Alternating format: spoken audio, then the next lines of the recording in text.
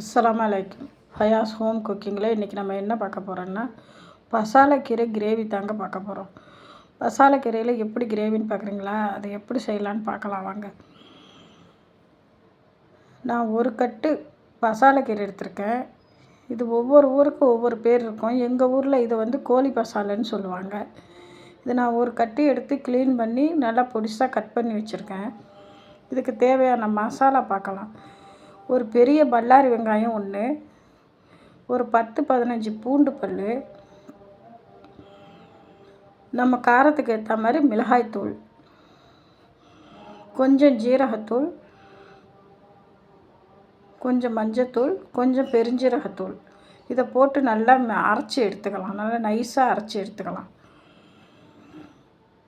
இப்போ ஒரு கடாயில் தேவையான அளவு ஆயில்னால் நல்லெண்ணெய் ஊற்றினா ரொம்ப நல்லாயிருக்கும்.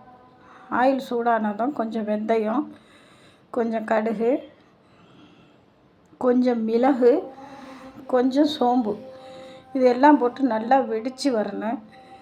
இப்போ நம்ம அரைச்சி வச்ச மசாலாவை அதில் சேர்த்துக்கலாம். அடுப்பு ஃபுல்லாக சிம்மில் தான் இருக்குன்னு ஹையில் வைக்கக்கூடாது. ஏன்னா மசாலா அடியில் உட்காந்து தீஞ்சு போயிடும். இது நல்லா அந்த பச்சை வாசனை போகிற அளவுக்கு நல்லா அந்த கிண்டி விட்டுக்கணும். நல்லா சிம்மிலே வச்சு அந்த எண்ணெய் பிரிகிற அளவுக்கு விட்டுக்கணும். ஒரு 2 நிமிஷம் மூடி போட்டு வச்சுக்கலாம். பார்த்திங்களா, அந்த பச்சை வாசனையெல்லாம் போய் நல்லா எண்ணெய் பிரிஞ்சு வந்துருச்சு.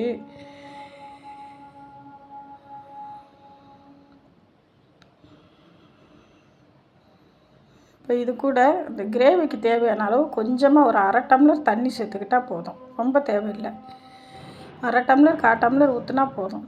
இப்போ கிரேவிக்கு தேவையான அளவு உப்பு சேர்த்துக்கலாம். இப்போ மூடி போட்டு ஒரு 2 நிமிஷம் பார்ப்போம். பார்த்திங்களா, அழகாக எண்ணெய் விட்டு பிரிஞ்சு வந்துருச்சு. இப்போ இந்த டைமில் நம்ம கட் பண்ணி வச்சுக்கிற பசாலைக்கீரையை சேர்த்துக்கலாம். இதுக்கு தண்ணிலாம் ஊற்ற தேவையில்லை. அந்த கீரையிலே இருக்கிற தண்ணி விட்டு வந்துடும். அதை பார்த்திங்களா, தண்ணி எப்படி விட்டு வந்துருச்சுன்னு.